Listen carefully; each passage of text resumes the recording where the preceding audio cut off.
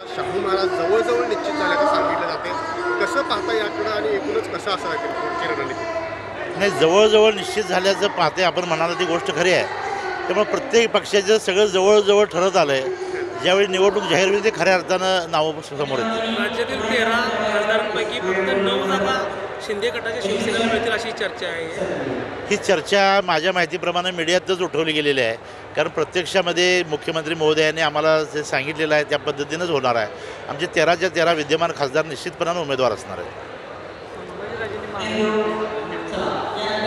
संभाजीराजेंनी माघार घेऊन महाराजांसाठी एकमत करून त्या ठिकाणी आता मुलग्यानं वडिलांसाठी माघार घेणं ही काही नवीन गोष्ट नाही. आता राजे आहेत म्हणून काही वेगळा नियम नसतोय, पण वडिलांसाठी प्रत्येक मुलगा त्याग करतोय आपला इतिहास आहे. 8 मार्च जागतिक महिला दिनानिमित्त हा मोठा मेळावा हातकणंगले मतदारसंघामध्ये एकूणच काय महत्त्व सांगायचं? जागतिक महिलाचं दिनाचं औचित्य साधून महाराष्ट्र शासनानं कोल्हापूर जिल्ह्यामध्ये हा उपक्रम ठेवला. त्याबद्दल मी शासनाचं पहिल्यांदा आभार व्यक्त करतो, अभिनंदन करतो.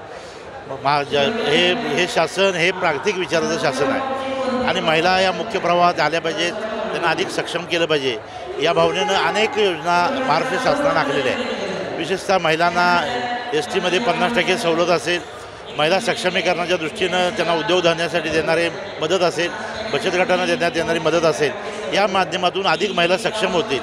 आणि विशेषतः कोल्हापूर जिल्हा हा छत्रपती ताराराणींचा स्वराज्य असलेला जिल्हा आहे आणि या जिल्ह्यामध्ये हा उपक्रम होतो आहे आणि म्हणून महिला अधिक सक्षमीकरणाचं एक मोठं पाऊल आहे असं मी म्हणेन.